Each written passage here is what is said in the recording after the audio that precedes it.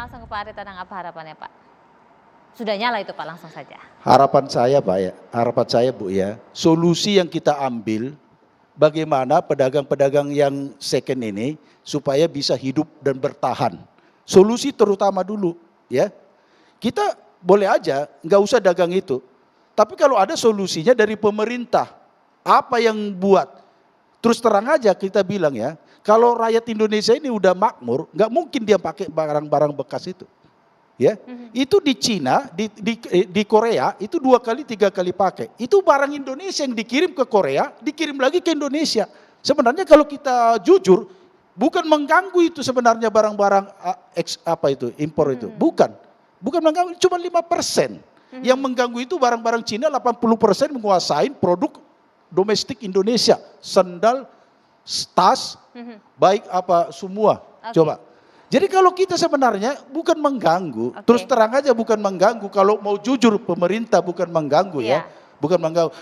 Yang kita minta pedagang ini, kita udah resah di Blok 3 di Senen. Tolong itu semua kios-kios yang ada disegel-segelin di plus lain polisi-polisi itu.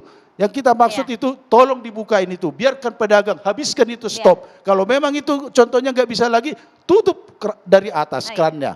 Jadi kita bisa tenang berdagang, ini mau lebaran, kita anak istri kita semua membutuhkan.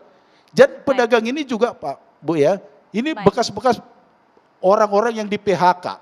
Coba, jutaan orang. Dan ini udah berpuluh-puluh tahun, bukannya 1 tahun 2 tahun, bukan. Kenapa harus sekarang? Saya contohnya meminta Pak Jokowi itu menyesalkan ya, dia mau selesai tahun 2023. Ya, kita ini pendukung. 2024 Pak, jangan dikurang-kurangin. 2024. Kita pendukung orang-orang dari kecil ini. Maksud saya kesannya itu maunya beliau itu selesai, jangan menyakitin hati rakyat kecil, pedagang kecil. Kita tersakiti sekarang. Baik. Mas, baik. Mas, satu untuk Pas Tekstila tentunya juga. Jadi intinya kalau tidak ada baju bekas, juga tidak ada penjual barang bekas. Maka laksanakan koordinasi lintas sektoral untuk menutup ilegal keran impor baju bekas. Kemudian untuk future problem, bahwa tekstil dan pakaian jadi ini menyumbang cukup besar untuk produk domestik bruto kita. Karena ini industri padat karya, ini sebagian besar adalah buruh-buruh kecil juga garmen-garmen kecil yang cukup banyak. Maka menurut saya bagaimana perhatian penuh terhadap industri tekstil dan pakaian jadi kita ini, yang pertama cost production-nya itu semakin harus mendapatkan berbagai subsidi, termasuk insentif pajak, ini penting sekali. Yang kedua, memang kita tidak bisa lagi melarang pakaian-pakaian jadi dari berbagai negara ini masuk ke kita.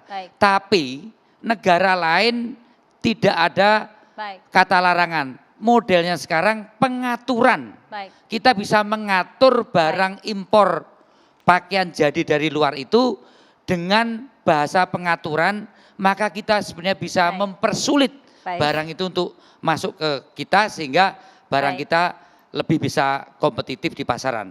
Saya kira itu yang perlu dilakukan pemerintah untuk hulunya. Saya kira terima kasih. Terima kasih Mas Arya Bima, Wakil Ketua Komisi 6 DPR RI, kemudian Pak Warson Aritonang, pedagang pakaian bekas, Mas Vicky Satari, staf khusus Menteri Koperasi, kemudian Pak Ade Sudrajat, Ketua Umum Asosiasi Perstektilan Indonesia, dan juga Pak Agung Krisdianto, tenaga ahli utama kantor staf Presiden. Saya Brigita Manuara Pamit, selamat malam, sampai jumpa.